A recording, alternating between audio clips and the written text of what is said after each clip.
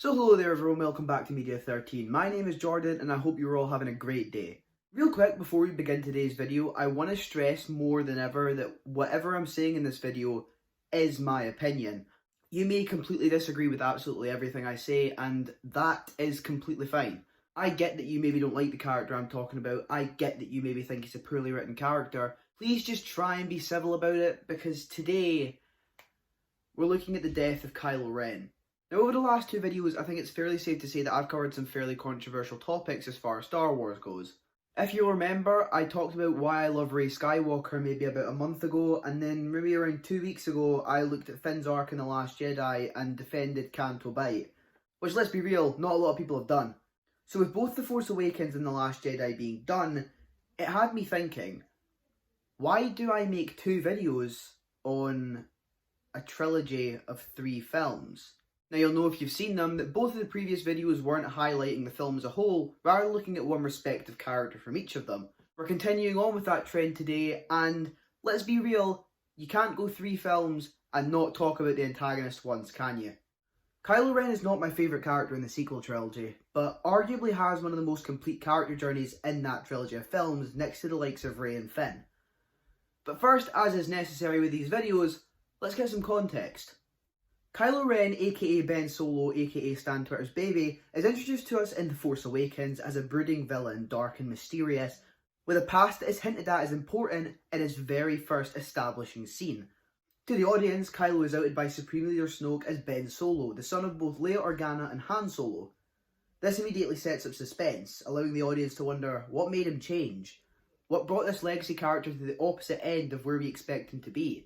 In The Last Jedi, we're allowed into some finer details on the relationship with Luke Skywalker, his uncle, and the events that led to the betrayal of the Jedi.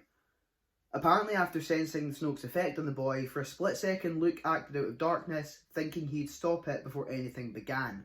Unfortunately, he realised his mistake far too late, and this ended up being Ben's last straw. He fought back against Luke and brought the Jedi Order to its knees. In The Last Jedi, we learn a lot about his character through the dyad with Rey, and it's this that makes his journey so interesting. I mean, Kylo isn't in this for Kylo, he's in it for Rey. Look at the aftermath of the throne room scene. Kylo is willing to let everything die and start over, reset everything just for the sake of her. The dawn of a potential new order, beginning with the offer of a hand. Rey's rejection of that is what really interests me because it leaves him in a tight spot. For the remainder of the film, it's as if he no longer cares for her, but we see by its ending that this just isn't true. His reaction to her closing the door is one of sadness, one of regret almost. We see that this affects him dearly. He threw everything away, just for her. Rey helped him see past a destiny that was laid out for him by Snoke's manipulation, letting him begin the forgery of his own. So this brings us to Kylo in The Rise of Skywalker. A man so badly fractured by what he'd went through in the previous film, he actually regresses. With a new mask forged from the old, it sort of goes back on the idea that you should let the past die, as Kylo says. Because this act kind of shows that Kylo can't let it die. In fact, it's almost needed to move forward, even if that past is already gone. His journey in the film is beautiful because The Last Jedi almost acts as a part of a character reset for him. The Rise of Skywalker sees him go over a lot of his journey that he's already went through, and that should normally be a bad thing. In this case though, it isn't. It works because of what this character's been through so far. However, what is most intriguing about anything though, is the fact that even though Rey shut him out, he doesn't want to let her go. Rey is the one thing he genuinely cares about, and that's the defining mark of the character. No matter what happened, he knew what Rey could be from the very start. Ever since that first fight in The Force Awakens, Kylo and Rey were tethered on a path, destined to cross once more. This relationship, strengthened only by the dyad, is one of the sequel trilogy's most beautiful aspects, and it's a huge reason that Kylo Ren ends up where he actually is. Even as Kylo is given his tasks from Palpatine to kill the girl, Kylo is hesitant. He doesn't show it, but he doesn't want to do this. We see this in the later confrontations with Rey. The way he interacts with her, it's obvious that the feelings are genuine, even if parts of him knows that she probably doesn't feel the same way as she once did. She believes him to be too far gone, and to be real, so does he. But Ben just doesn't care about that. He doesn't care that Rey is a descendant to the one real threat he faces in his path to power, because he never did, no matter what she was.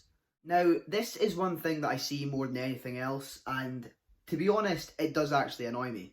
People think that in The Last Jedi, Ben lied to Rey by telling her that her parents were nothing. Can I just quickly ask, when was this disproven? Ben never lied to her. He told her that the people who birthed her were nothing. He told her that her mum and her dad were nothing. That was no lie. In retrospect, with everything we've got, that was no lie. But even at the time, that was Ben's truth, and that was Rey's truth. Bottom line is, Ben didn't lie to Rey. Not once did he lie to her. Moving on further with The Rise of Skywalker, Ben and Rey continue to be at a knife point throughout the film. However, the cracks are clear in Ben's facade. Signified beautifully in the vibrancy of the red in his mask, his persona is cracking. He might still be Kylo Ren, but he is not the Kylo Ren we met in The Force Awakens. This Kylo Ren we see now seems to be acting more out of fear of himself and what might happen, rather than the purposeful intent that we saw in Episode 7. However, at the core of it all, Kylo still chases Rey. He still believes in her. Their battle on Kef Bir is the climax of a war of two people that is fought on over 3 films. Everything about this battle is a culmination of everything they are. Kylo fighting Rey is what we've expected to come of this scene. But there are so many subtle choices made that reflect on these characters and the journey they've had over episodes 7, 8 and 9. So many shots of Rey, now aware of what she is, framed in these scenes being consumed by the darkness around her. And in those very same shots, we have Kylo fighting back, being surrounded by the light. I love these shots because it looks like the light around him is almost glowing. It's growing stronger as his allegiance to the dark side fades. However, he still tries to continue on as Kylo, battling Rey until the very end. It almost looks as if Rey might actually be defeated, as like it is with every other battle of theirs, Kylo is winning. However, in the others, he was distracted or had another motive for not attacking with full force. This time actually seems different until...